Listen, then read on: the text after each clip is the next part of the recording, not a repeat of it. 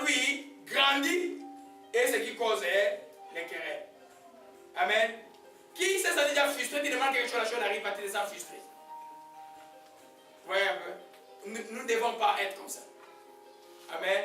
Quand quelque chose n'arrive pas, retournons en arrière, demandons à Dieu, Seigneur, est-ce qu'il y a quelque chose que je dois changer?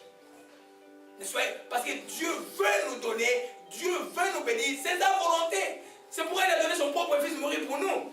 Vous imaginez qu'il a donné son propre fils mourir pour nous, et puis il peut nous donner autre chose. Ça ne va pas là. Là, nous devons faire comme des cirques ici là. Alléluia. Amen. Lisons le texte. D'où viennent les luttes? D'où viennent les querelles parmi vous? N'est-ce pas vos passions qui combattent vos membres? Vous convoitez et vous ne possédez pas. Vous êtes meurtriers et enviés, vous ne pouvez pas obtenir. Vous avez les querelles et les luttes, vous ne possédez pas parce que vous ne demandez pas. Vous demandez, vous ne recevez pas parce que vous demandez mal, dans le but de satisfaire vos passions. Je vais le lire dans l'autre version de la Bible. C'est un texte très important, enfant de Dieu. Il faut retenir ce texte-là. Alléluia. D'où viennent les conflits, les querelles parmi vous? Ils viennent de vos passions qui combattent sans cesse au-dedans de vous. Vous désirez quelque chose, vous ne pouvez pas l'avoir. Alors vous êtes prêt à tuer. Vous avez envie de quelque chose, vous ne pouvez pas l'obtenir. Alors vous vous lancez dans les querelles et les conflits. Vous n'avez pas ce que vous voulez et parce que vous ne savez pas les demander à Dieu. Si vous demandez, vous ne recevez pas parce que vos intentions seront mauvaises. Vous voulez gaspiller tout dans vos plaisirs. Infidèle que vous êtes. Amen. Ne savez-vous pas que être ami du monde, c'est être ennemi de Dieu. Celui qui veut être ami du monde sera donc ennemi de Dieu. Alléluia. Amen. Nous voyons bien que l'important du monde, comment c'est les querelles naissent. Amen. Tu es chrétien. Tu pries.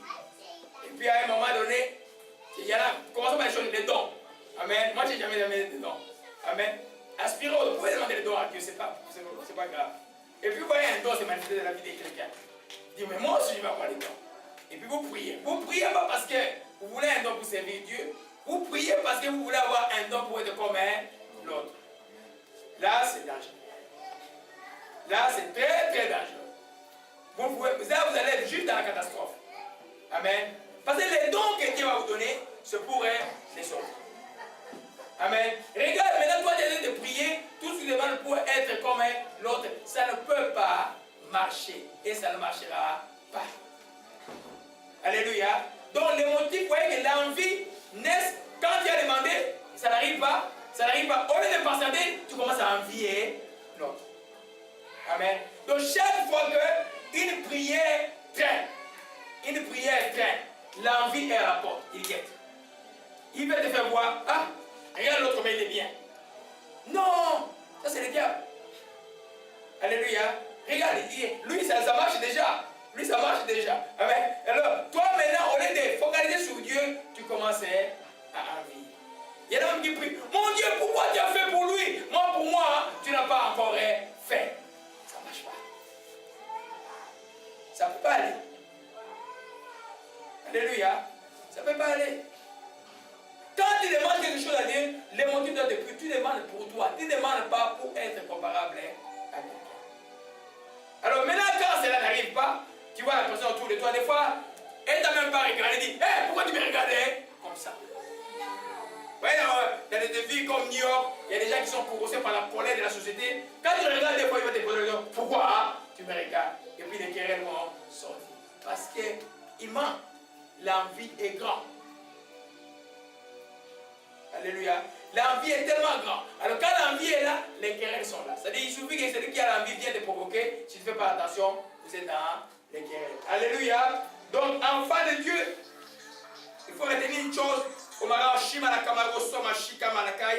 Que l'envie, qui connaît le terme précurseur, pour ceux qui sont un peu dans la biologie, précurseur, c'est quelque chose qui précède quelque chose. Voyez un peu. L'envie précède toujours les querelles.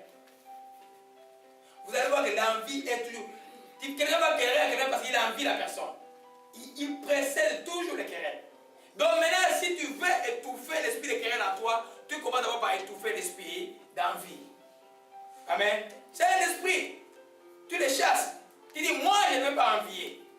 Ça peut arriver. Non, moi, je ne vais pas envier aujourd'hui que ça s'arrête. Moi, je vais aimer. Quand le bien arrive à l'autre, je vais être content ou content. Je vais bénir Dieu pour ce qui arrivait à l'autre. Imagine-moi à qui Dieu a dit, arrête avec la médecine. Je vais mes amis juste à la dernière minute, arrête avec la médecine. Tous mes amis travaillent comme un médecin.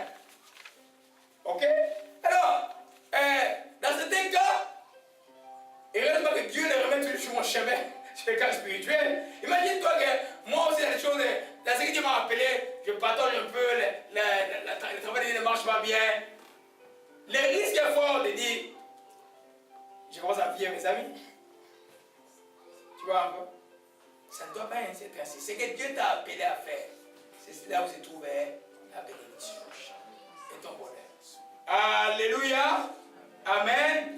Amen. Donc, quand on a l'orgueil dans le cœur, la chose que tu dois étouffer, c'est l'envie. Soyez sincères là. Cette semaine-là, les envies doivent quitter. Alléluia. Tu ne dois pas envier qui que ce soit. Ni comment il est, ou comment il est, ou ce qu'il possède, ce n'est pas ton problème. Parce que toi, tu as quelque chose que Dieu t'a donné. Peut-être que ce n'est pas encore en plein potentiel, mais tu vas le voir. C'est Dieu qui est le dernier mot dans ta vie, c'est lui qui est le dernier point. Il n'y a personne d'autre. Alléluia.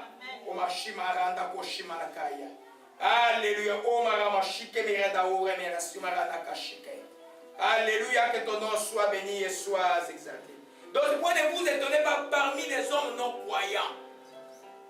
Si un non-croyant t'insulte, si un non-croyant est orgueilleux, tu vois, il y en a qui vont à l'université, tu es à l'université, tu es chrétien, tu vois un prof pompeux là, tu dis, oh, il est orgueilleux, mais c'est normal.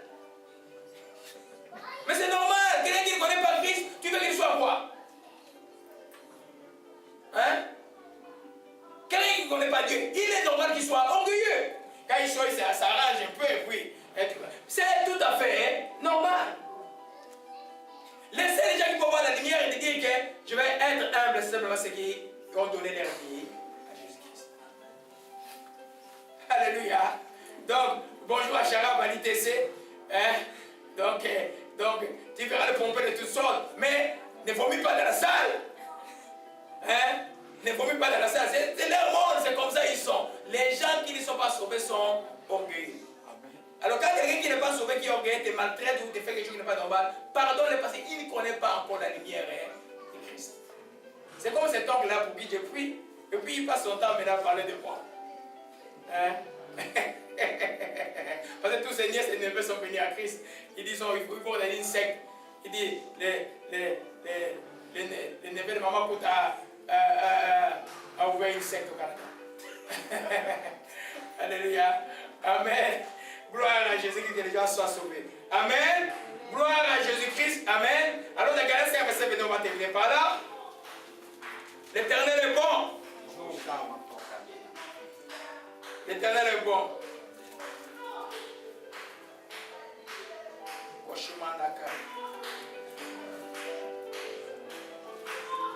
Galates 5. Galates 5, verset 22. Galates 5, verset 22. Omar Shimalakaya.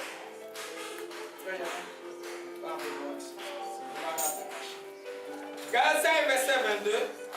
Le fruit de l'esprit, c'est l'amour, la joie, la paix, la patience, la bénédicité. La loi n'est pas contre ces choses. Mais on va voir un peu ce qui précède un peu. Alléluia, au verset 20. Or, les œuvres de la chair sont manifestes. C'est l'impudicité, c'est l'impureté, c'est l'insolution, la magie, les inimitiés, les querelles, les animosités, les disputes, les divisions et les sectes. Et vous voyez l'envie. Tout ça, c'est les œuvres de la chair. Quelqu'un qui n'est pas né de nouveau manifeste naturellement ces choses. Donc, toi, enfant de Dieu, ça ne doit pas te déranger. Amen. Ça ne doit pas te déranger. N'ayez pas dans les gens, donc dans les milieux non chrétiens, n'ayez pas habitude ostentatoire, donc parce que tu es chrétien. Donc Dieu ne mange pas avec la chrétienté. Soyez simplement naturel, soyez normal. Si Dieu dit de le quitter, tu quittes. Si Dieu dit de leur parler, tu leur parles. N'ayez pas pour eux un quelconque orgueil parce qu'on est sauvé par grâce. Alléluia. Amen. Gloire à Jésus-Christ. Amen. Quand l'esprit de querelle se manifeste, toutes les mauvaises actions sont alors à redouter. Amen. Tu ne peux pas imaginer qu'il y a un endroit où il y a les querelles et puis il y a les bonnes actions. Il n'y aura pas de bonnes actions. Amen. Souvent, quand j'entends l'histoire d'un frère qui était dans le verrou dans la police et puis, je dis, mais pourquoi vous êtes disputés? Oh non, quand tu écoutes la discussion, les choses qui te rapportent, ça n'a aucune. C'est une dispute de rien du tout, mais les frères, comme il était fatigué, il venait du travail, il a fait un geste comme ça, et puis la gifle a touché la femme, et la femme, le doigt est tombé sur 911, et la police est arrivée. Mais là, la police prend le mari, puis il commence à pleurer. Non, non, n'arrêtez pas d'arrêter. Le policier dit, on l'amène, quand même. Et pendant ce temps, les enfants ont vu, le diable est entré dans les cœurs des enfants. Vous comprenez un peu? Les querelles là, c'est mauvais. Et quand je le fais asseoir, il n'y a pas quelque chose de grave. Vous comprenez un peu? Les querelles vont être à l'origine de mauvaises actions. Et quand il y a les querelles, les mauvaises actions. Donc les choses qu'ils vont faire, que peut-être que tu vas regretter plus tard. Alléluia. Quand tu sens la querelle, ferme la bouche, maîtrise-toi. Oh mana kushimalakaya. Alléluia. Oh maramo shimala camarada. Crée seulement. Crie de joie. Crie de joie maintenant. Crie de joie. Crie de joie. Crie de joie maintenant. Crie de joie maintenant. Oh marama samo. Samo, l'esprit de mort est brisé. L'esprit de mort est brisé. L'esprit de mort est brisé. Oh shimala kamoshikaya. Kando. Ganda shmika marangaya. Oh marama shimala kamandakaya. Alléluia. Proverbe 30, verset 32. Remarchez seulement dans la joie. Alléluia. Si l'orgueil te pousse à des actes de folie, si tu as de mauvaises pensées, mets la main dans ta bouche. Si l'orgueil te pousse à des actes de folie, l'orgueil dans le cœur, l'envie, les querelles et puis les actes de folie. Un acte de folie, c'est un acte que tu vas faire dans ton état de colère là que tu vas regretter plus tard. Alléluia. Et la Bible dit simplement, si tu as de mauvaises pensées de faire du mal, mets maintenant quoi?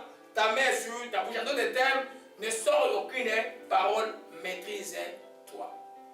La maîtrise de soi est un fruit du Saint-Esprit. Alléluia. C'est ce que les chrétiens doivent faire. Alléluia. Amen. Juste pour vous résumer, il y a les origines, par exemple, des querelles, des choses que tu dois couper le départ. Les premières origines de querelles, c'est les désirs ou les passions non comblées. Regarde bien ce que tu demandes à Dieu. Est-ce que cela est-il conforme à la parole? Amen. Regarde bien. Si ce que tu demandes n'est pas conforme à la parole de Dieu, laisse-le tomber. Amen.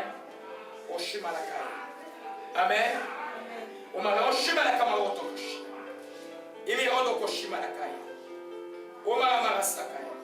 Donc tout désir là, ce n'est pas un désir sain. Il y a des désirs qui ne sont pas de Dieu. Il y a des désirs qui vont te compliquer la vie. Ces désirs qui vont te compliquer la vie, ça ne sera pas bon. Alléluia.